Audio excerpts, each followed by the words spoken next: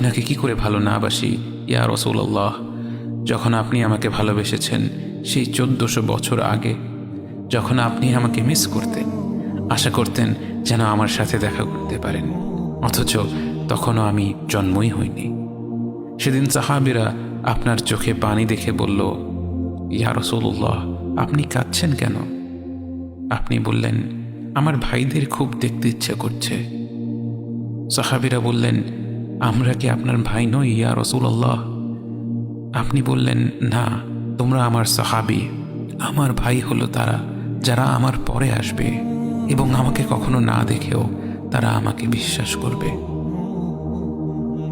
মৃত্যুশয্যায় শুয়ে আপনার অন্তরে এই চিন্তা ছিল যে আমাদের পরিণতি কি হবে। উম্মতি উম্মতি বলতে বলতে আপনি আপনার রবের নিকট ফিরে গিয়েছেন। আজ আমরা আপনার উম্মতের অংশ।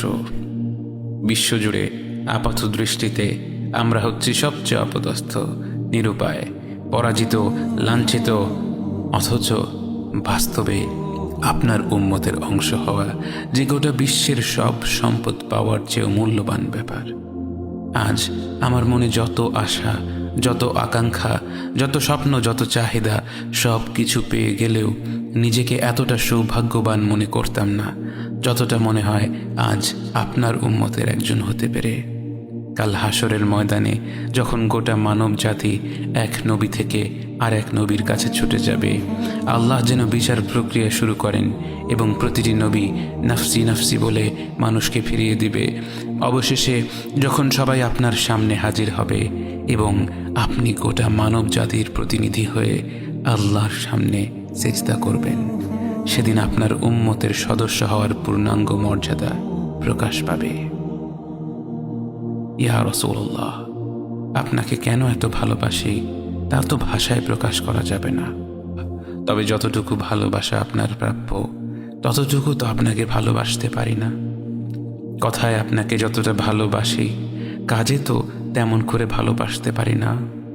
আপনার সুন্নতের অনুসরণ করি ঠিকই, কিন্তু ভিন্ন মতের অনুসারীদের সাথে ঝগড়া না করে থাকতে পারি না।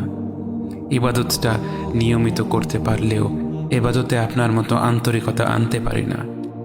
বাহ্যিক বিষয়ে আপনার অনুসরণ করতে পারলেও চারিত্রিক দিক থেকে তো আপনার কাছ থেকে শিক্ষা নিতে পারি না। মুখে আপনার প্রতি সালাওয়াত পেশ করলেও কাজে কর্মে উম্মতে মুহাম্মদ হিসেবে আপনার সম্মানটা রক্ষা করতে পারি না।